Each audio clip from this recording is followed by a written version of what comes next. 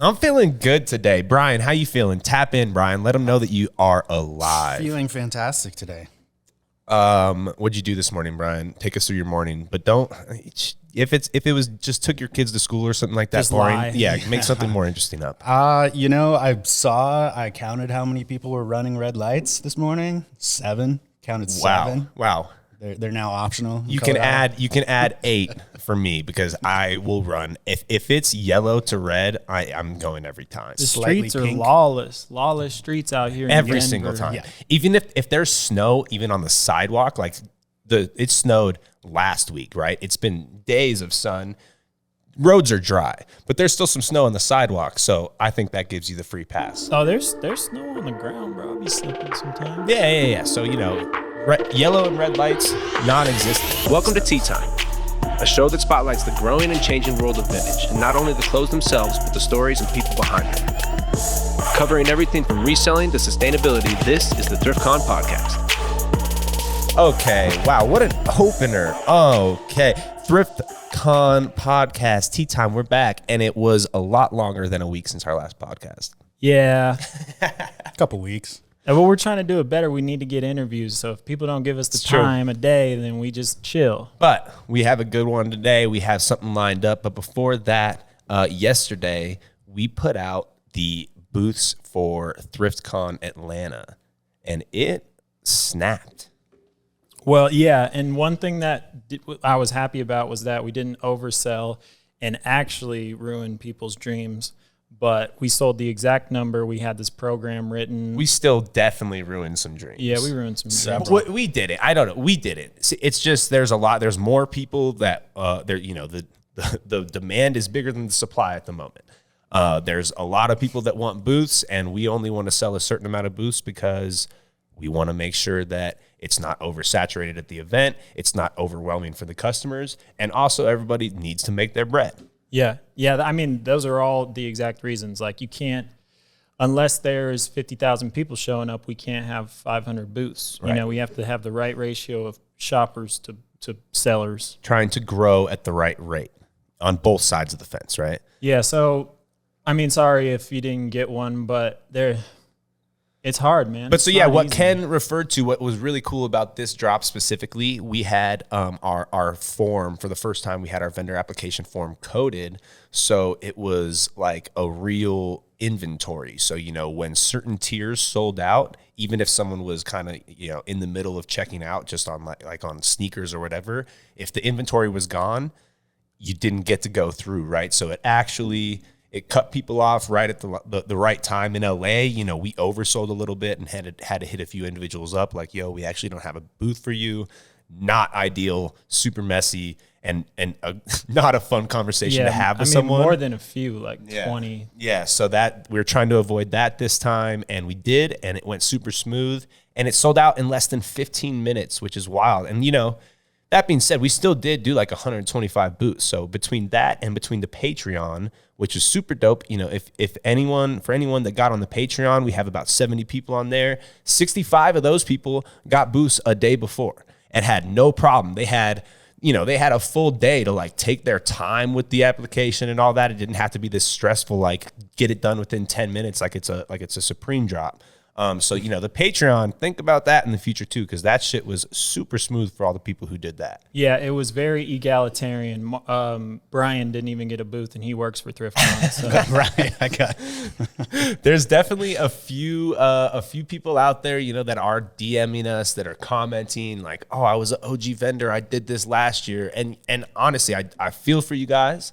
I'm sorry. We do apologize. We really do wish that we could have booths for everybody, but we tried to post about it. We posted about it this weekend, saying get on the Patreon, trying to push the Patreon. Did that a couple times, and I think people just might have not thought it was going to go as quick. I don't think we thought it was going to go that quick, but it did. So that's where we are, and it's a new phenomenon. Something happened recently, but it's crazy. It definitely is not how it's ever been, but it's probably how it's going to be. So this I guess year. you just got to be aware of that. Yeah, let it be noted that the drive time from Atlanta to Miami is 9 hours. I mean, So, I feel like once we're there, Atlanta to Houston's probably not that bad either. Houston's easy, yeah. So yeah, I think about Denver too, because Denver's on another one of those like sleeper markets, because we are from here and we crush it, and Denver's up next. So think about it. Yeah. Think about it. It's worth it to get in the car. Hey, BF, what are we talking about Today today? we're talking about T-shirts and activism. T-shirt activism. T-shirt activism. Something, What does that mean? Something you might not think about when you think about T-shirts, or like something that just might not resonate with you. It's like, we think about T-shirts and we think about streetwear and graphic shirts and things like that. But yeah, the actual thinking about T-shirt as a tool for activism is not something that I had even thought about doing a podcast about, let alone like a Google search I would even do. No, we needed Brian to come in and stoke the fire on this one, because all we ever did was just the history of T-shirts. We called it a day, but Brian really thought this one through. Right. So we will, we'll recap a little bit on the history of the T-shirt today, and then also we'll cover the activism part. And we got another interview for you today. Brian, who we got? We got Mark Richardson. He is a fashion journalist, fashion photographer, very active on sites like GQ, Grailed, Fashionista. He knows more than me. So that's why Probably more than all of us. Well, more put together. Yeah, and knows stuff that Google might not know too. Hopefully. We're gonna press you, Mark. You're gonna get pressed, Mark. Yeah. All right, let's get into it. So why are T-shirts relevant in the activism space, or how did they even become relevant, or why do we even wear them, or how do we start wearing them? Is that a question for me? Should I get into this? I mean, somebody. I'll hop into it. Brian's wonderfully well put together script. So, as one of the most recognizable and accessible pieces of clothing, the basic T-shirt has a long resume as it relates to American history. Named simply for the shape it makes while lying flat on the ground, obviously a T-shirt. Yeah, what's interesting is we said this in the last podcast, but it's a T-shirt, not a T-E-E shirt. Yeah, that T-E-E spelling doesn't really exist outside of our community. It's kind of like bootylicious, like we made it a word. It's just made. So the T is really versatile, right? It can be pretty much anything you want to. It can serve any purpose. It can be worn for any occasion. A quick fit to answer the door, support for your favorite team or a band, or a full-on show of solidarity in a cause that you support. But given its popularity now, it hasn't really always been an iconic thing in fashion, right? It is fairly new if we're talking about the world and humans as a whole. Yeah, I mean, think about like the way people dressed as the world got more industrialized. It was a lot more formal. There was a style of clothes that you wore, and the T-shirt was underneath all that. That wasn't something that you wore as clothes. It was underwear. Basically. It was like scandalous if you wore the T-shirt, right? Mm-hmm. I mean, there are people that walk amongst us that didn't have T-shirts when they were alive. Pretty young. But right. We're talking about 30s, 40s, 50s. Those people still walk amongst us. Well, roll amongst us. You say you say that like they're zombies. I mean, we don't know. All right. We love our old people, okay? Okay. But it can be said that, prior to 1930, that the modern T-shirt, it didn't really exist. It's save for a few handmade versions of it. And even then, like we said, it was only brought to people through mail order magazines, used as underwear, and it wasn't really fit for public consumption. Yeah, so it was long johns, then they cut off the bottom of the long johns, then they cut off the long sleeves of the long johns, and then that was the underwear. Through the course of the seasons, you got more warm as you're wearing your underwear. You don't need all this shit. You start cutting shit off because you only have one pair of underwear. Start cutting it off, and then it became, obviously they were like, well, let's produce these if people are making them. So that's how that happened, and you can see that in the old podcast we did an hour or whatever on right. On how Go it listen to became that. a T. Go listen to it. But yeah, so it took a push really from popular media, and that's what impacted the T-shirt story. What kind of pushed it into the spotlight when actors like Harry Belafonte, James Dean, Marlon Brando, they're all appearing on the silver screen with these big boxy chests and big arms and rolled T-shirts in the 50s, right? It's like that classic Americana look. Again, we talked about that. But so then after that, same thing that always happens. It's like when Travis Scott wears a pair of Dunks, all the kids are going to wear Dunks. Canceled. It was no different in the 50s. Yeah, he's canceled. Sorry. When A$AP Rocky wears some Carhartt in his pregnancy pics. But so, Harry Belafonte's wearing it. James Dean is wearing it. Marlon Brando's looking like a god. So what do the American men do? They follow suit. I'm gonna wear it. Yeah. I'm hot too. Yeah. Like I'm trying to make these girls think that I'm Marlon Brando. So I got to wear this shit. So, it really became, it became an iconic thing in American fashion. It became a sign of rebellion and youthful identity. And this is where the tee starts to weave itself into American history, not only as a fashionable cut, but it's really a powerful tool for progressive change and just social and, personal identity. Yeah, just identifying whatever you're with. We'll get into it, but there was, the first T-shirts that the graphic tees that really ever happened were on the Wizard of Oz set. And that was just to say, hey, like I'm working on the Wizard of Oz and I belong here. So literally that last bit, I belong here, is what we're diving into. Like, what do you belong to and how are you showing that through T-shirts? I think there's also something to be said that it's really cheap and easy to make a T-shirt and to print on it. Far, far, far less expensive than, I don't know, doing something with a suit, identifying yourself through a full suit or through something that's like a whole set of something. It's just one thing that needs a little bit of cheap plastic heated up on it, and then you automatically align yourself with some group. I would really like to, you think there's any of those Wizard of Oz T-shirts floating out about in the universe at all? Like, I was just thinking, how would you track one of those down? Judy Garland's estate, I was like, who owns Wizard of Oz? Who owns the rights to that? Because that was so just for reference. Brothers. Warner Brothers owns Wizard of Oz. That is 1939 that they were wearing those T-shirts on set. 1939. That's why it is. That is like shit. If you could come up on one of those, it was the workers, that's museum staff. They'd have to have it in their closet somewhere, their grandma's closet, because I can't imagine the actresses and actors were like, I want that shirt. They probably took the ruby slippers. They probably took the cooler stuff. Yeah, because it was like ruby slippers are definitely in a museum. It was like draws. Like people were like, I don't want. I'm done with that. Damn, that is so wild. Fuck. That would be just such an amazing thing to try and absolutely. It's museum stuff for sure. That would be so cool to try and track down. Subscribe to our Patreon and we will buy a Wizard of Oz T-shirt and raffle it. So basically, that was it. From there, the soldiers began appearing throughout magazines in the 40s with various military slogans. And then, it turned political thereafter. One of the first campaign T-shirts ever was Thomas Dewey's 1948 campaign slogan, "Do it for Dewey," and that is DEW. DEWEY, do it for Dewey. That how is that not a Mountain Dew campaign yet? How have they not flipped that? They're blowing it, dude. They already did it. I know, but do it for Dewey. There's something else there, and then they could literally riff on the whole thing. They could do the T-shirts. They could make it like a political, he's running for office again or something. Bro, they could really flip that whole thing. The whole ad could be like the whole campaign could be as if a fake person is running for office for our stupid presidency again.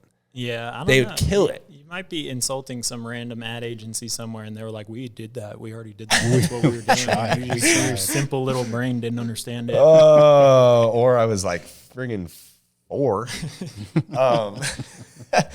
So the graph again. Fuck you. I think it's a good idea. Again, don't care. Whatever, dude. Get out of here. You're always putting me down, okay? Yeah, I mean, So I was again. born a hater. I'm gonna stay a hater. Yeah, all right, whatever. Consistency. All right, whatever. Consistency in my hatred. The graphic tee's power to enact solidarity in the masses wouldn't be seen, however, till the 60s, when organized political organizations used it as a means of protesting things like the Vietnam War, social injustices, all the things that were happening in the 60s. Weed, probably. Lots of things. Just and also just very vague things like peace. Yeah. It's a very vague idea. That was some stuff that was happening in the 60s, though. Yeah, like just bring peace. It's worth noting that a bunch of companies saw this happening and they were like, well, if they're doing that, they might want to buy this Coca-Cola T-shirt. And then right around that time is when you started seeing Coke T-shirts, you name it T-shirt, where it's like, you're repping this brand. Disneyland started just that's what it was. It was up, Disneyland was kind of the first brand who started making T-shirts to later 50s and into the 60s. But yeah, So why aren't we all going ape shit over those Disney tees, and why are we selling genie tees for $1,000? Because they're probably we compost. weren't, because it's the connection with the time period, you know. I don't know, man.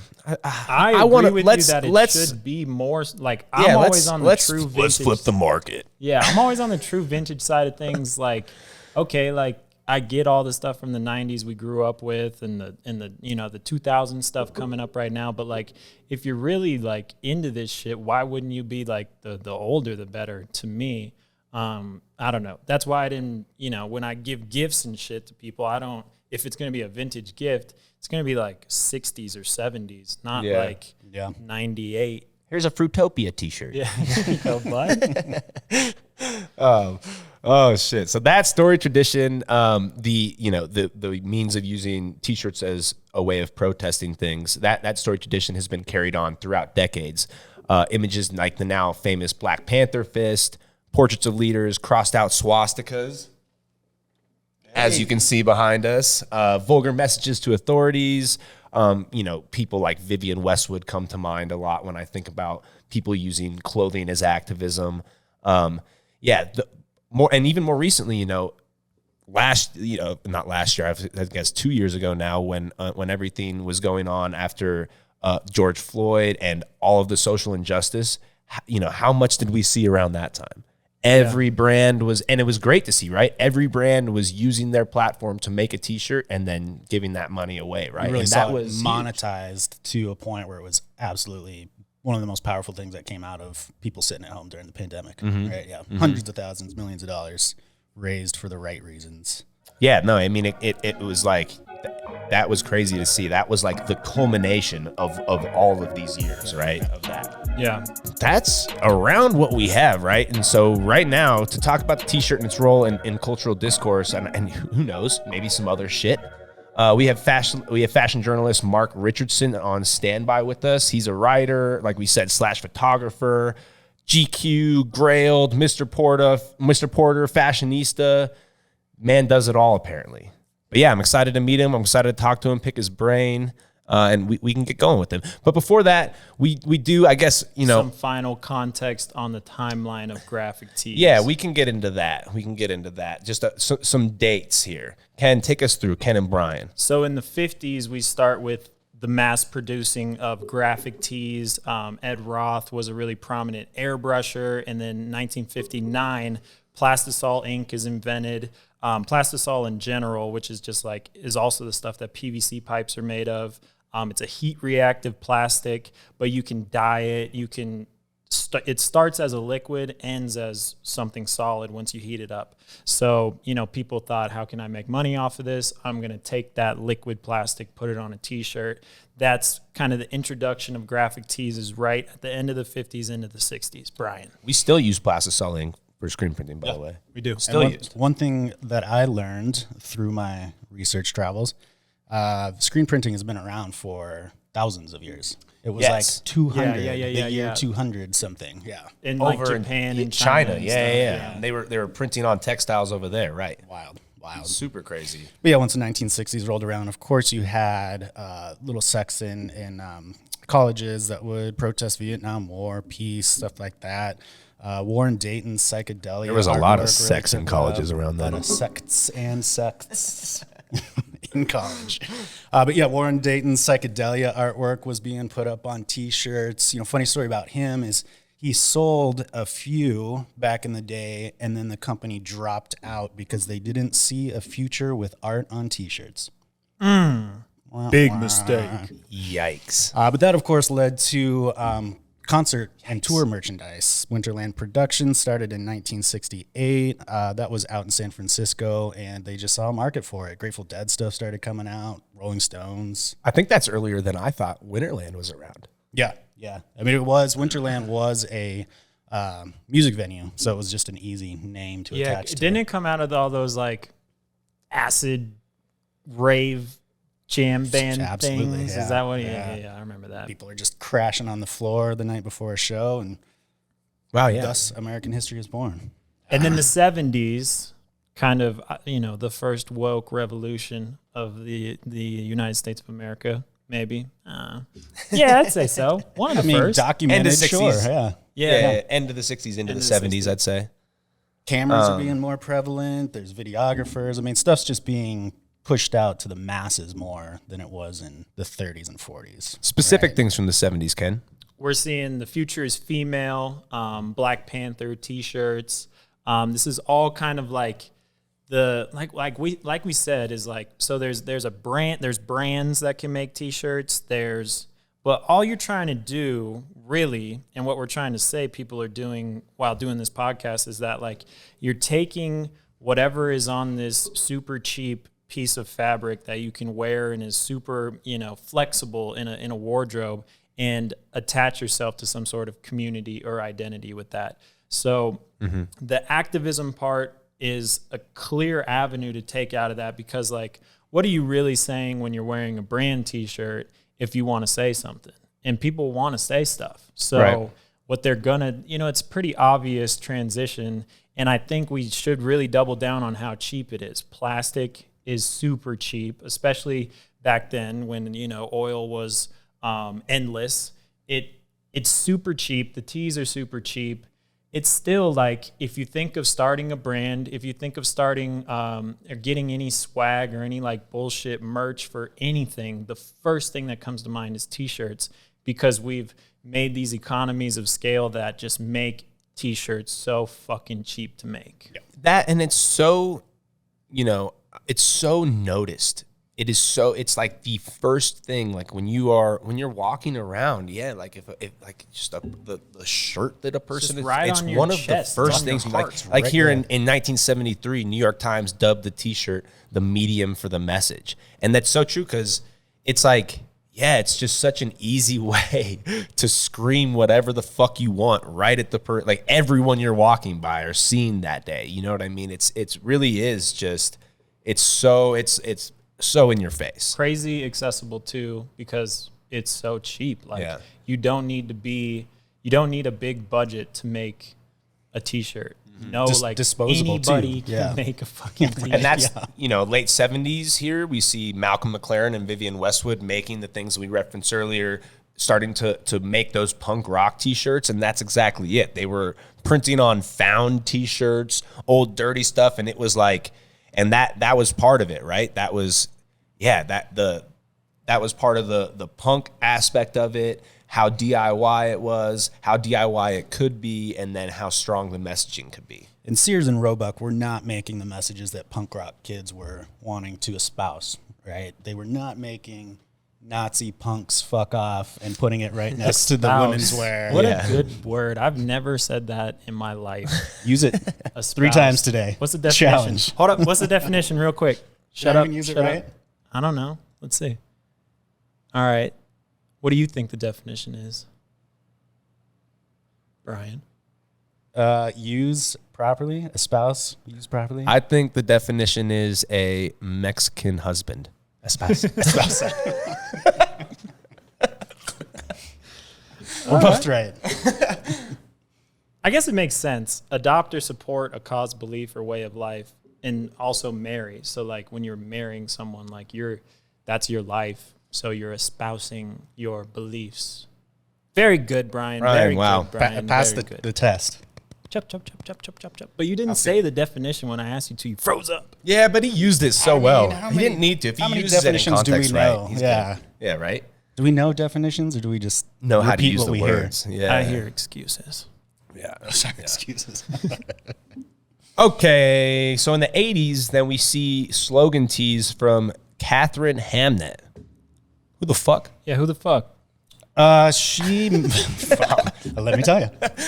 Okay, great. I don't know definitions, but I might know this. Okay. She actually met the Queen and wore a T-shirt to the effect, I think it was like 58% don't want Perth.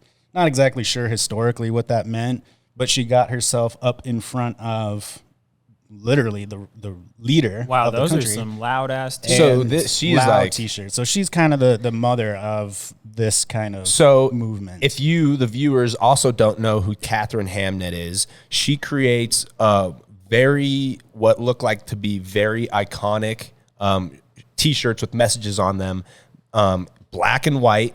either black shirts or white t-shirts with, opposite color text. And it's very large text, say things like choose life, cancel Brexit, choose love, worldwide nuclear ban now. It's kind of in that almost like impact font. Catherine Hamnet. Okay. So she breaks onto the scene in the 80s and is still doing it. Wow. She's awesome. Big up to her. She might get a podcast for real. I bet Catherine we could Hamnet. DM her. Yeah, she. I've slid into her emails. I don't know if she has DMs, but she has not responded. Very true. we'll hit her up on TikTok. But yeah, she's. Right. She's still doing it. She's past her fashion prime, but maybe not. Maybe she's in her fashion prime. Whoa. Who are you to decide? That's true. When Catherine Hamnet's fashion prime is. She might be true. past her pussy prime, but. I'll never get her. Okay, so. The 90s. Everybody loves the 90s. What are some good activism tees from the 90s? I got one. Keith Haring. Yep. What about Silence it? equals death. Mm-hmm. That's that pink triangle, I think. Pink triangle. That one, Mita has a great Keith Haring activism t-shirt that she got from Metropolis in New York. Shout out to Metropolis. It is the one from, we'll put this up here somewhere as well, Crack Down Keith Haring graphic. It's like the Crackdown on Crack. It was for like a big New York benefit concert. It's super dope. I think this one might have been 80s, but yeah, that is the graphic. It's like a foot stepping on a crack pipe with these dudes holding it up. It's an awesome shirt. It's super fire. Crack. Yeah, it says like Crackdown. Oh man, it's a legendary shirt. Keith Haring, I feel like there's multiple examples of ones that he did, huh? Yeah, for he sure. He was blowing up. Yeah, This isn't maybe a 90s exclusive thing, but just like ironic and vulgar, like anti, I guess conservative, just like pretty much just putting like fuck on a shirt. Yeah. Yeah.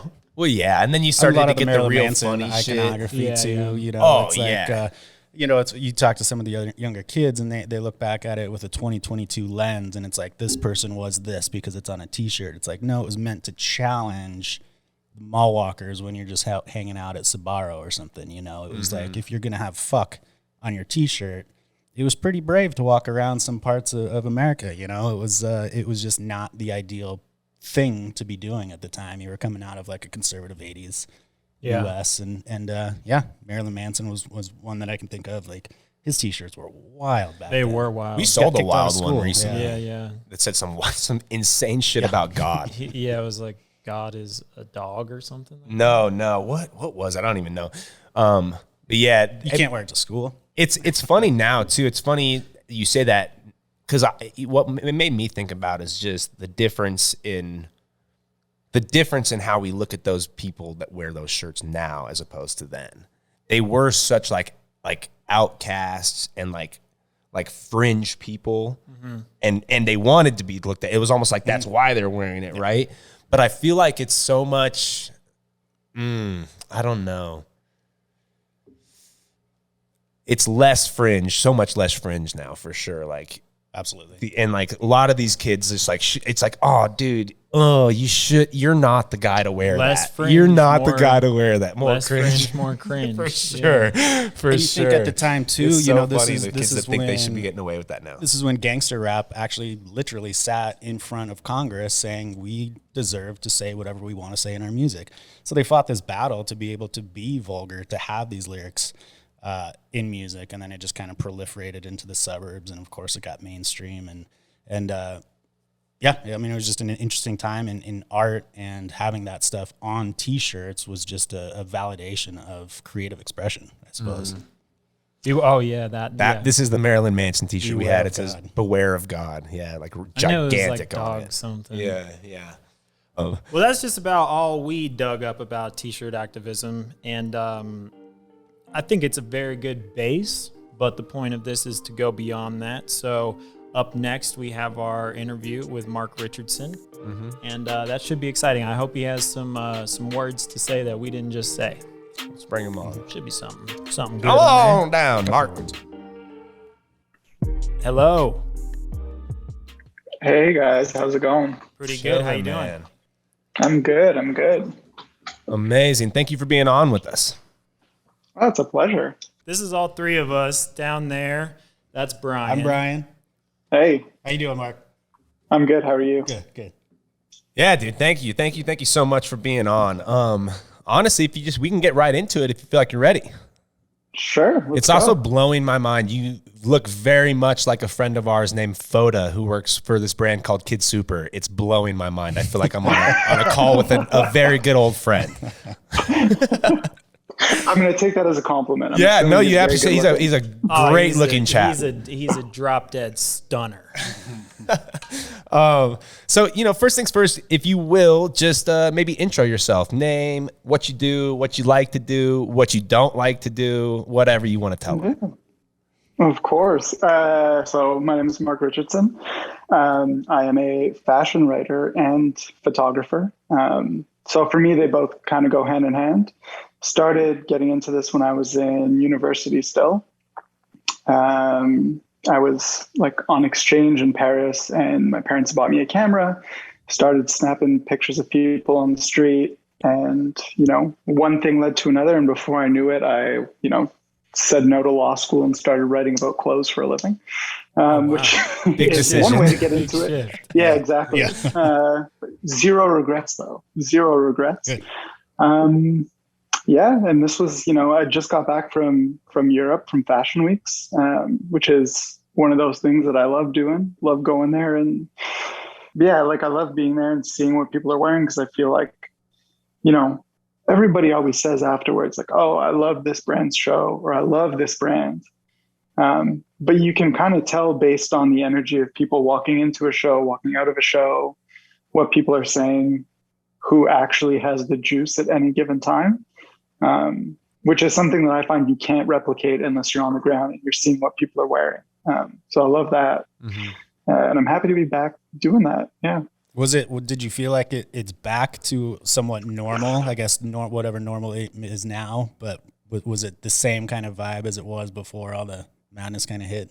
No, it's not the same. Mm-hmm. It's impossible. Like Paris, for example, usually there's like 40 in-person shows, and in January there were 17 in-person shows. Really? And everything else was like digital or just like lookbooks, or they just skipped out on it. But it's more normal than it was last year when I couldn't go and, people were staying home.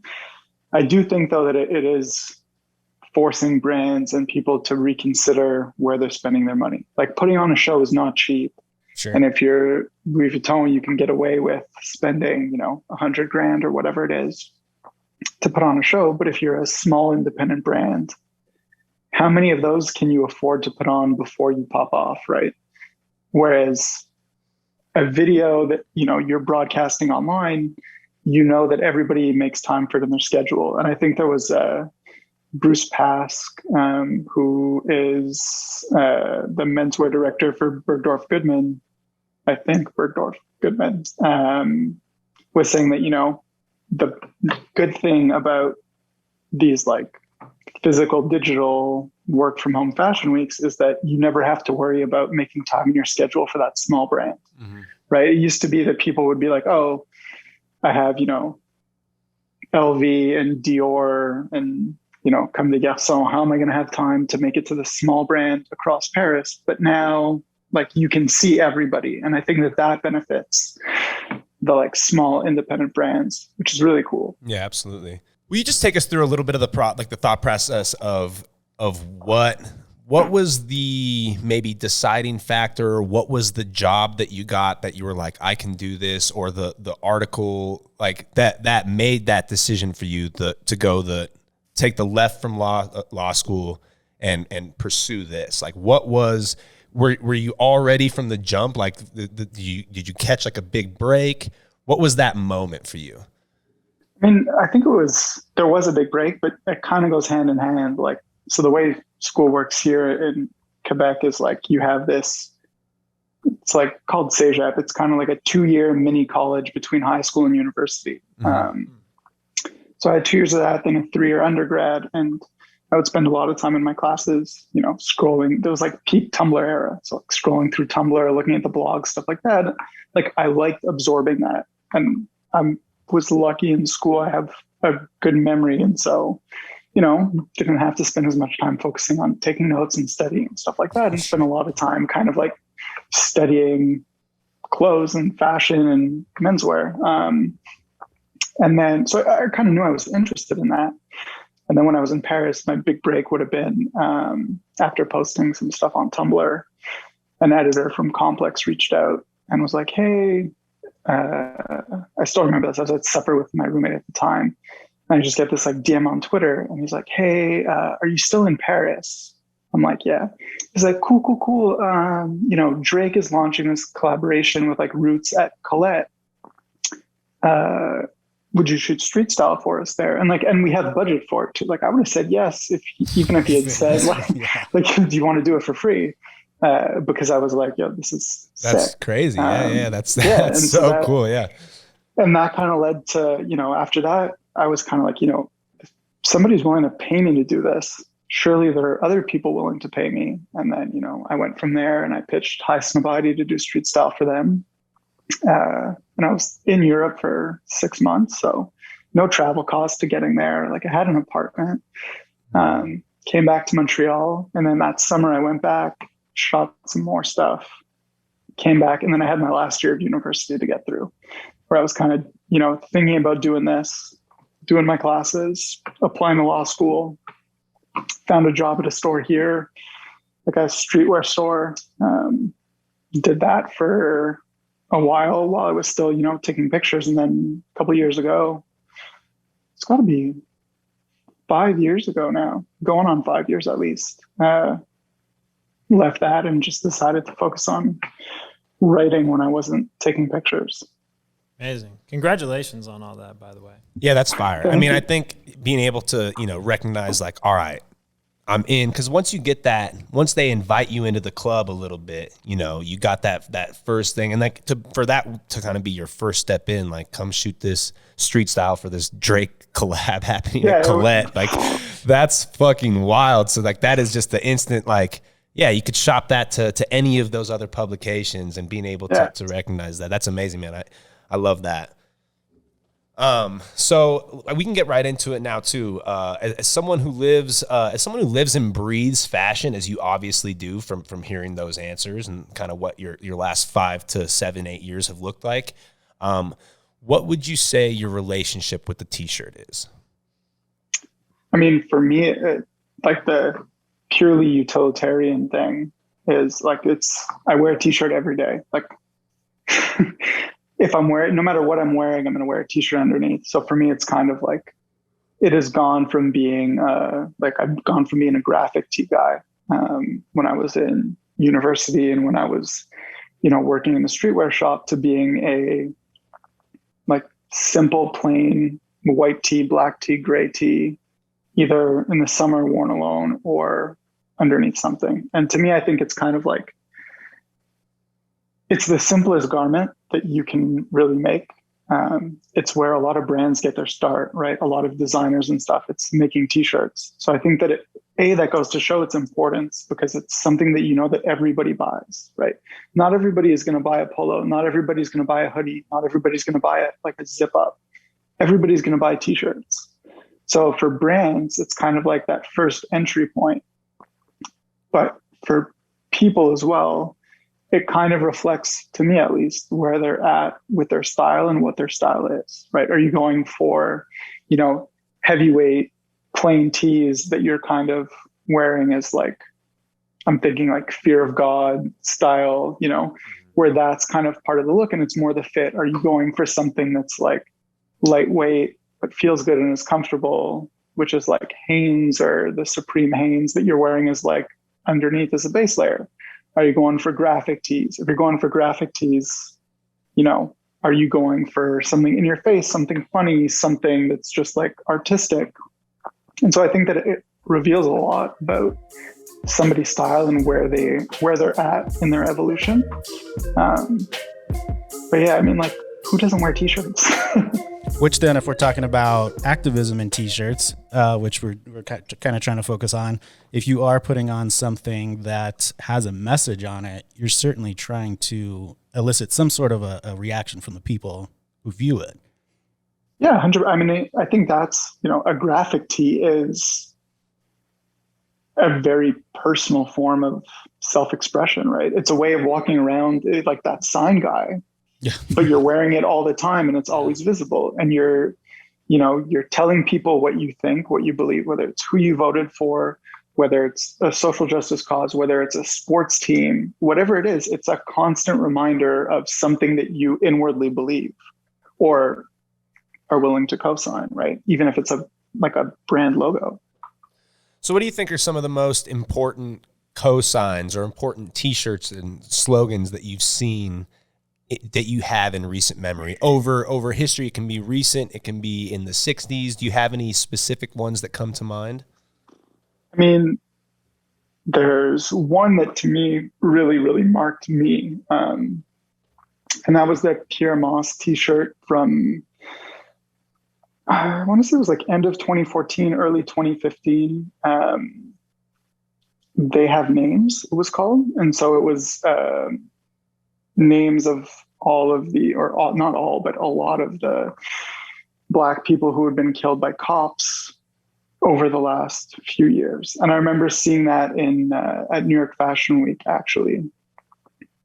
And I was just like, it was like poignant and visceral. And, in 2020, that tee resurfaced in my mind as, that was 5-6 years ago.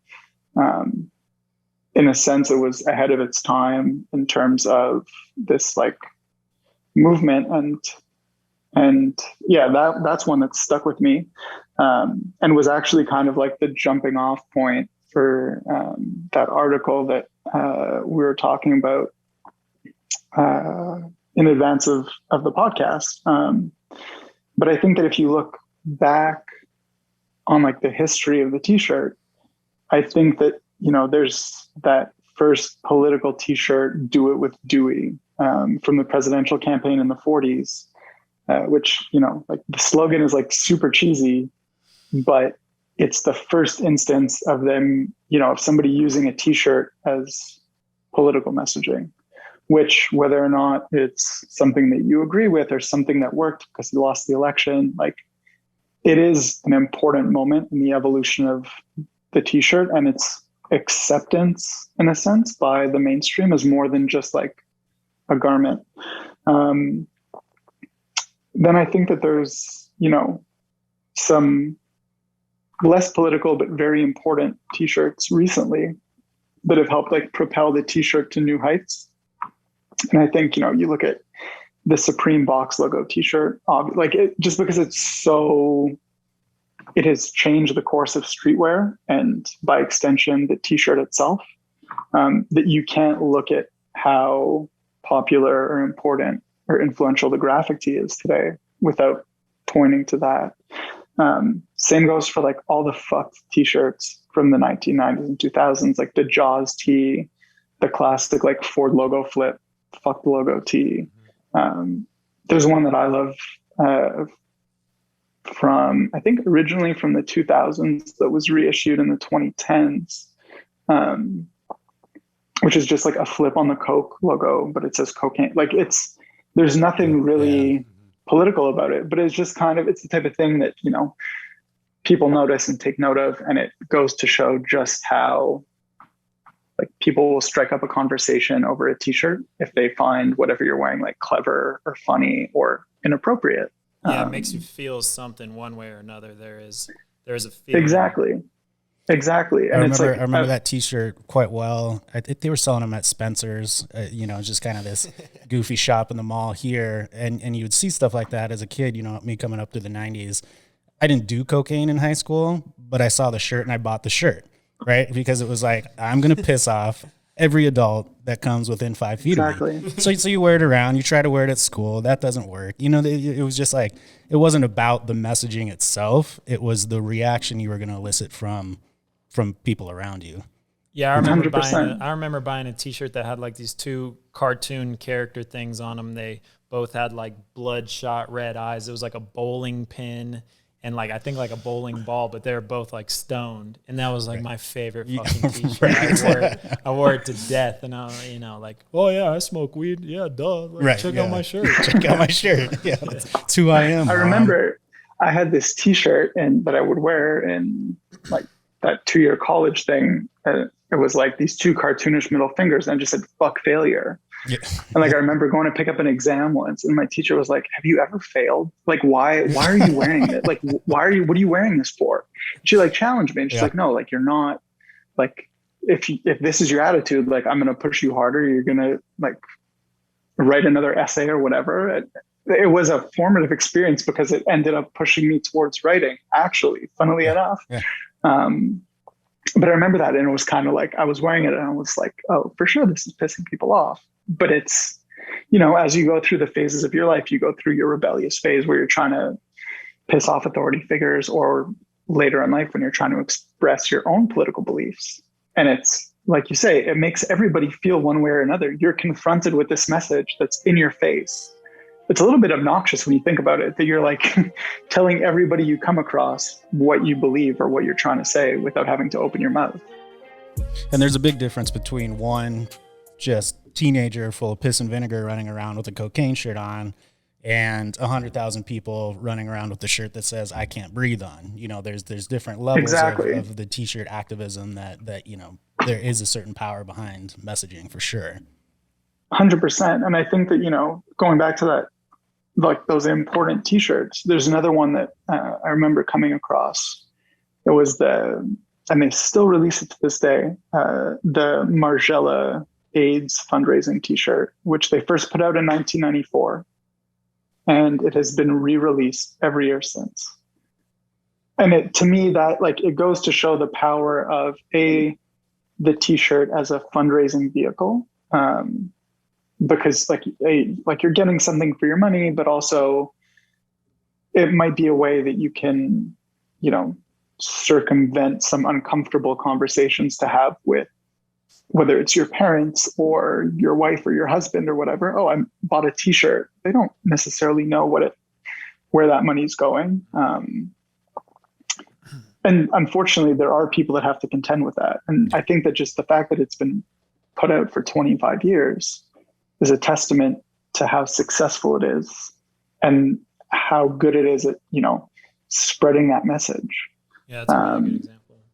Yeah, and it's, I think like you're saying, there's a difference between wearing a T-shirt to piss somebody off and wearing a T-shirt to, speak about human rights and about the problems that plague society. There's two sides to every coin in a sense, and it's like the grown-up version of the graphic tee. Sure. So whichever side of the coin you're trying to fall on, whether it's pissing people off, whether it's making a political statement, whether it's just trying to identify with your own personal identity, what do you think are the elements of good being like an awful word to use, but good T-shirt design? I think it has to be something that's not too complicated. Like you don't want something that's, if it's going to be complicated, it's got to be like so small that somebody really has to go up and like look at it. And then it proves a point through a different way.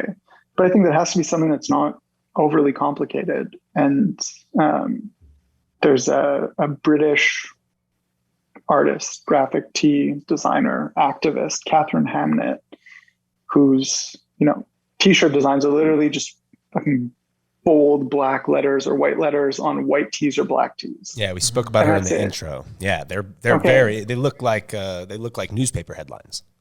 Exactly. But it's so effective as a graphic tee. And I think that if you look at, what makes, if you move away from political graphic tees into actual like streetwear graphic tees, what makes a graphic tee effective or good or popular? And it's stuff that's simple. Look at the Supreme box logo, red on white with white letters in like a simple font. That sells. This Stussy logo, like again, there's nothing overly complicated about it. It's kind of in your face. It's nice. It's appealing. There's something different about it because of the handwriting. But there's not, like flames shooting up from the bottom of your shirt that fade into 6 different colors, and then you have a big logo on the back. And I think even if you look at I guess early Off-White or like Virgil's like Pyrex Vision at the time, they were quite simple designs in the sense that it said Off-White or Pyrex on it with the number 23. And it was it printed on a yellow t-shirt, a black t-shirt, a red t-shirt, or a white t-shirt? And that's kind of, it's like good signage in a sense, right? You want something recognizable that stands out. And I think that that's what makes a good graphic tee. Even one of my favorite graphic tees, and another one that I think is really important because it paved the way for like luxury fashion adopting streetwear, is that Riccardo Tisci Rottweiler tee for Givenchy that like Kanye wore and everybody started wearing. And like that is a complex graphic tee in the sense that it's like a belt line to neck graphic of this massive dog, but it's still quite simple, right? It's this like foaming at the mouth dog on a black t-shirt, and it stands out. It's not too complicated, not too complex. You're not sitting there thinking, fuck, what's on that t-shirt? Like looking at it upside down, sideways, stepping back, getting up to it. It's like, it's not a museum. You don't have time to consider the different angles and like the mixed media of it necessarily. Yeah, I come from, I went to school for advertising, and when we were designing print ads or billboards, we did a lot of billboard mock-ups. And I can't remember the number, but the professor would always say, there's only supposed to be, I think it was like 6 or 8 words that are supposed to be on a billboard. And I look at billboards or T-shirts or anything like that where you're trying to make the message, like get the message across as quick as you can. And it like you said, it's a sign. It's something that I think it draws back to anything that's super easily digestible. But I really remember the professor saying, there's only supposed to be 8 words on a billboard. And that always comes back to me. I'm like, how do you remove enough to where there's nothing that can confuse the message? 100%. But even if you think about the actual like practice of making t-shirts, now things are more advanced. But if you think back to when you had to like screen print a graphic t-shirt using colors, whether it's 6 words or 6 colors, you didn't want to have something that was too complicated that you couldn't screen print it, right? With like gradients and shadows and different patterns, because it gets more expensive the more layers of ink you have to put on, right? And I think that if you look at those really good graphic tees, a lot of them early on are, exceedingly simple. They're white ink on black tees, black ink on white tees. If you look at like more modern tees, even there's some of like the better known artists. Is it Piet Para, who now does like Rockwell, where it's all like solid colors, color blocked in a way. But if you look at it, it's like blue, red, some yellow, green, whatever. But it's, it's bits of solid color that when it comes to actually making the tee are quite easy to screen print and to produce. And I think that that's something else that we sometimes forget. It's like, you can make the world's craziest design, but how are you going to actually produce it? That is so, I mean, I owned a streetwear store in Denver for 5 or 6 years before we did ThriftCon, and we had a brand out of it and we made clothes. And that was always, it's a big challenge when designing 100%. For clothing is like, fitting within not only can I make this, can I physically, do we have a 6-color press? Do we have a 4-color press? What are we working with? But also just budget wise too, like, it doesn't drive the cost up for you. It drives the cost up for the consumer as well. So, if I don't want to make this t-shirt that I'm going to have to charge $220 for because I put 13 colors on it and, each one was $50 to produce.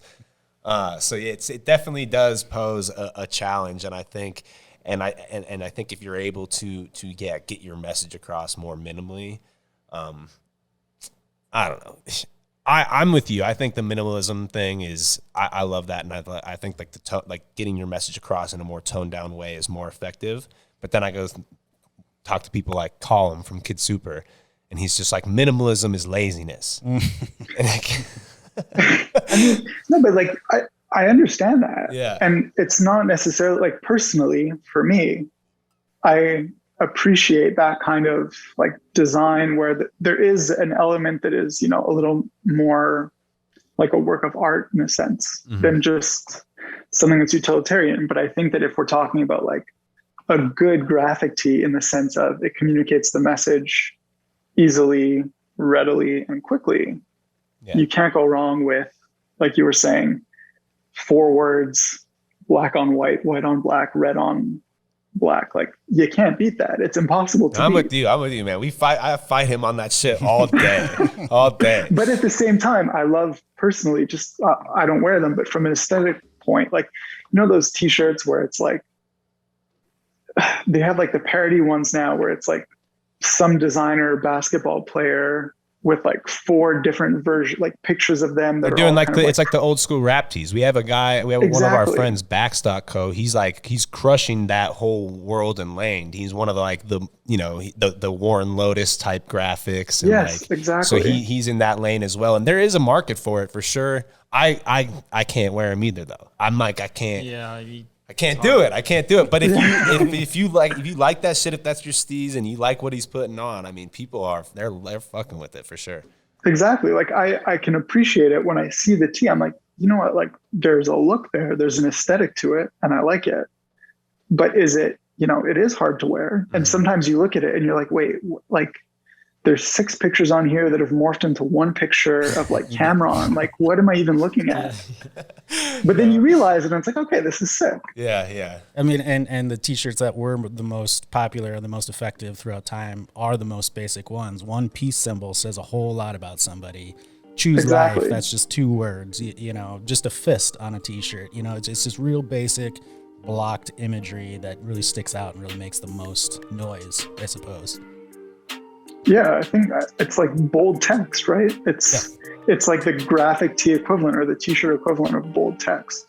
Do you think what were you gonna ask? Well, I was gonna say maybe we should definitely make sure to address the article that we found from you and just let you speak to that article a bit. Give people some context on why we reached out to you and why we think you'd be a good person to talk to about this subject, and then.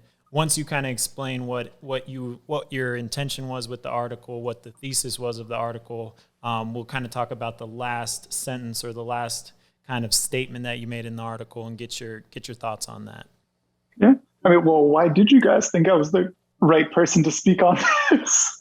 Well, you know, Grailed, we just Googled. You hit us back. Yeah, you got back to us. Just kidding. I answered the email. You know, all of our vendors, they have their own platforms that they like to use, but Grailed is always one of the big ones, especially for menswear. Obviously, you know, the stuff that we do talk about, the loud graphic t-shirts, the reused and resold luxury bands and stuff like that. That's where Grailed really hits their mark. So if we're going to come at our people, our listeners, and we say the word Grailed, it's going to sound like we did what we were supposed to do. Yeah. but you also you guys do know what you're talking about. Right, yeah. But you're also one of the few that actually dove into it, and it was surprising that a lot of articles don't pop up when you talk about t-shirt activism, seeing as how it's been such an effective tool. You know, you get a lot from 2018, obviously what was going on in the world. But there wasn't a whole lot of backstory to it. Why is it effective? Who made them first? Where did it come from? Why did they become so prevalent in Americana? So just speaking on what you did, you seem to have dove a lot deeper than some of the others. So that's why we... Yeah, for me, it was just about, you know, we had already done a podcast on the history of the t-shirt in our first season. And so kind of covered just like the history of the t-shirt itself and where that came about. But we didn't even dive down this whole lane, this kind of activism side of things. And And I think that's something we might have missed, and it was just a great follow up. And it's like, man, that is the perfect thing to talk about. So yeah, it really was just, read the article, we loved it, and we wanted to reach out. Thank you. Yeah. But that's, what you're saying about how that is kind of was one of the guiding reasons behind wanting to write it, was that, in the spring, summer of 2020, when there were all the protests happening in the United States and in Canada too. And, you had brands like Brain Dead putting out these t-shirts, Noah, everybody was putting out t-shirts that were acting as like protest merch, but also as a fundraiser, essentially. And that went back to what I was saying before about how, the 17 or 20-year-old kid who's still living at mom and dad's and whose parents still control their cash flow, who maybe, vote Republican and would, not co-sign a donation to Act Blue on their credit card statement. Like, if they see a t-shirt that is, a charge for $45.99 from Brain Dead, and then the kid's like, oh yeah, it's for a graphic tee. Like, the parent isn't going to think twice about where that money's going. And so I think that, that was something that I found impressive, was kind of this new vehicle for fundraising. But then in the moment, looking into the t-shirt and fashion as this vehicle for political expression and protest, what I found shocking was that there really wasn't that much online about it, whether it be scholarly articles, whether it be like culture articles, whether it be newspapers, store blogs, anything. There really wasn't something that looked at it as a whole. There were bits and pieces that would examine moments in time, moments in fashion, specific protest movements, but to kind of tie it all together, there was something missing, which has always been a challenge that I've relished, writing about stuff that, everybody knows that there's a history there. Everybody knows that there's a story, an important story to be told. When I get the story, sometimes you have to look at, 5, 6, 7, 8 different sources, be it a movie, a magazine, a book. Well, like, somebody has to tell that story from A to Z, and there are things that you might not pick up on unless you see it from beginning to end. So that's kind of how I ended up wanting to dive into that subject at that time. I thought that it was something that people would be interested in. Thought that it was also important to talk about, to make it, to make the point that the brands that were doing it at the time were not doing it to make a quick buck, right? There are some that did. There are brands that do that whole, whether it's greenwashing or social justice washing or whatever. And it's like, oh, look at us. But there are a lot who, come from a tradition, particularly in kind of like punk inspired fashion or streetwear, where this is part of the heritage in a sense. And I thought that, was something that was important to highlight, like the Vivienne Westwoods and Malcolm McLarens and Catherine Hamnets, and then, the fucked and Supreme stuff from the 90s and 2000s, even if it wasn't overtly political, sometimes it was fundraisers for, there was the post 9/11 Supreme tees. There's the post Japan earthquake Supreme tees. Yep. There's the fucked tees around the invasion of Iraq and Afghanistan. There's like anti-fascist fuck tees as well. Like there's a whole body of work there that kind of establishes that this is not necessarily brands just being like, oh shit, this is a chance to look good and make some money. Let's do it. That I thought was, interesting and relevant at the time.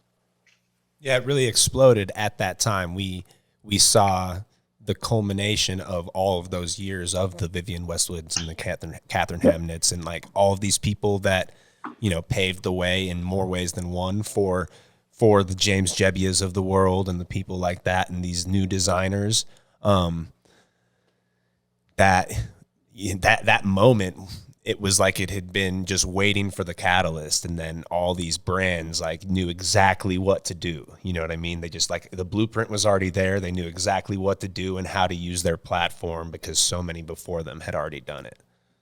And I think something else that, I'm not going to pretend to be an expert on this, but in the research it does come up is like there's also a long history of the t-shirt as a tool in like the Black rights protest movement, whether it be with the Black Panther Party and like Bobby Seale t-shirts, or even like the African, like the ANC in South Africa. One of the ways that they raised money abroad was selling t-shirts. And so there is kind of that history that's there that I think was especially important to kind of highlight at the time in 2020. You end that article with what we're witnessing right now seems undeniably different, like the pinnacle of clothing, a democratized tool that everybody has access to and that can change the world. Can you speak a little bit about that quote?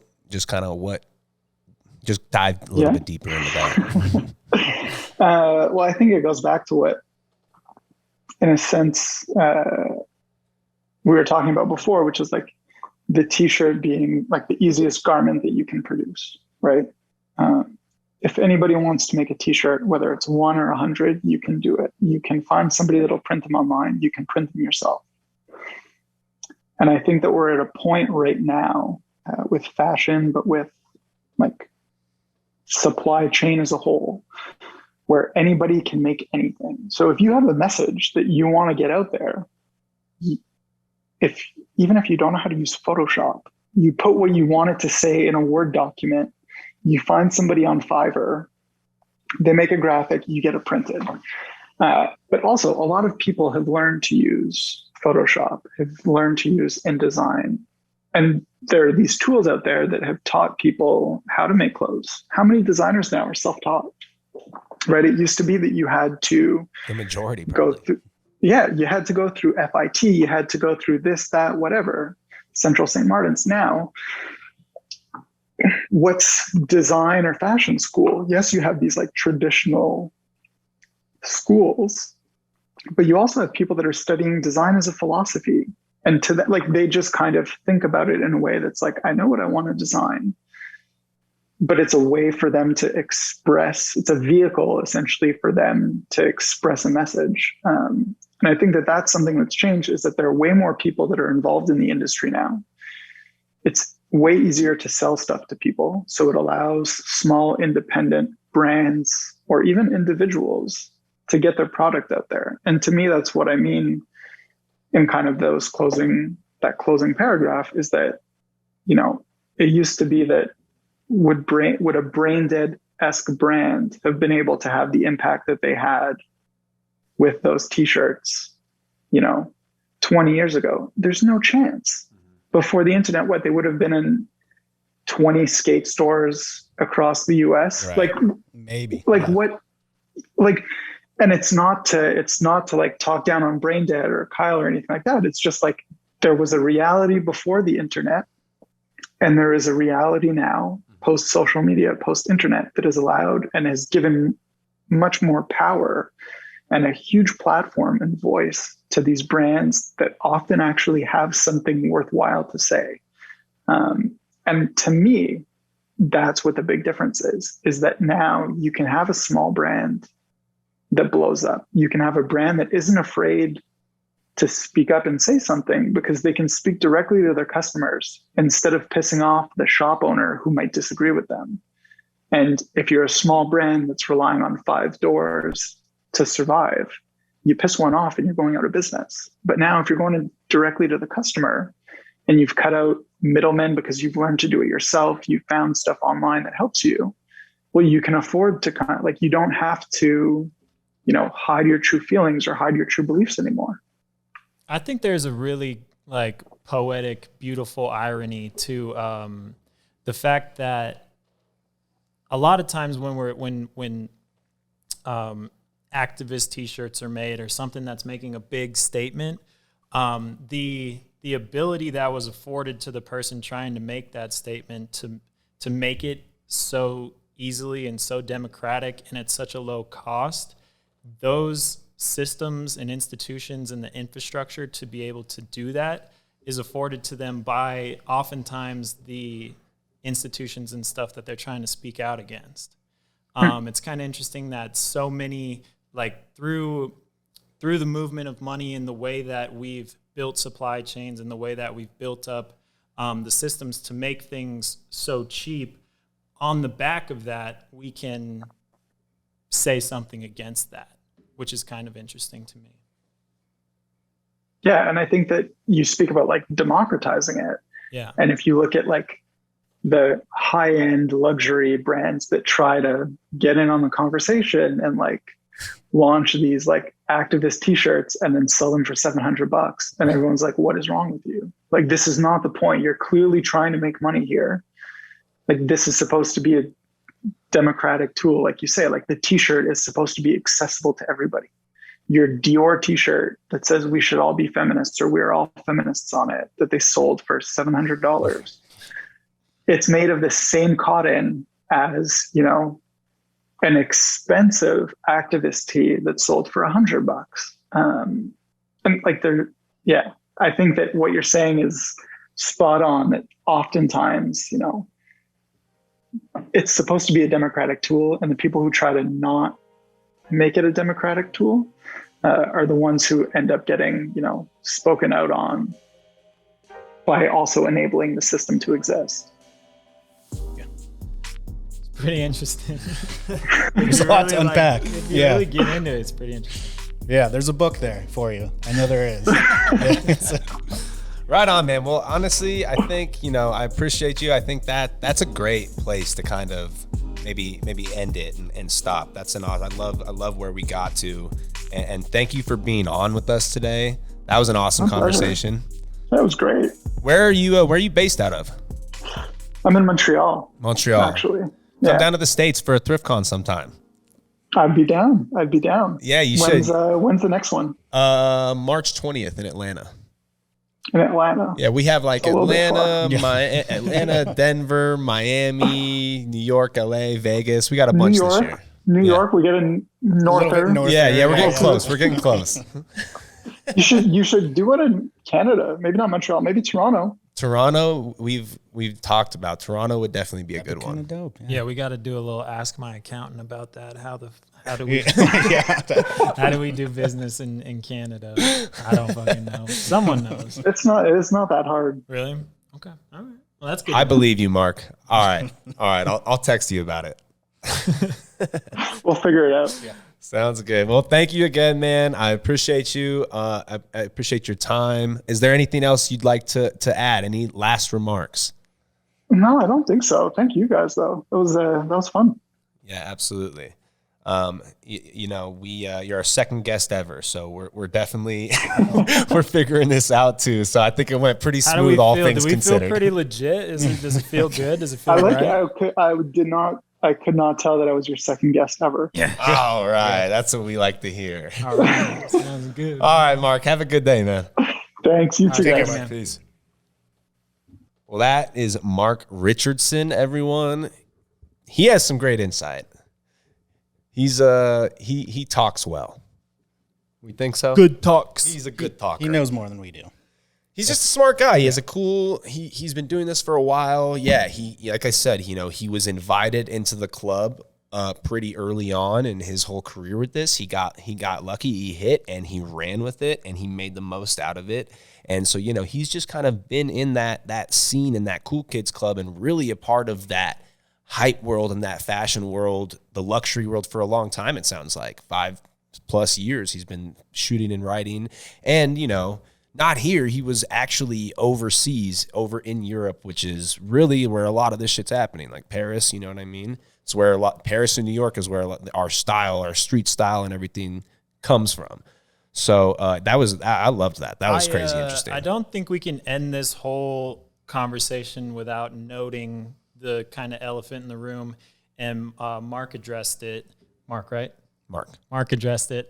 Is that we are not the experts on this. He also is not the expert on this.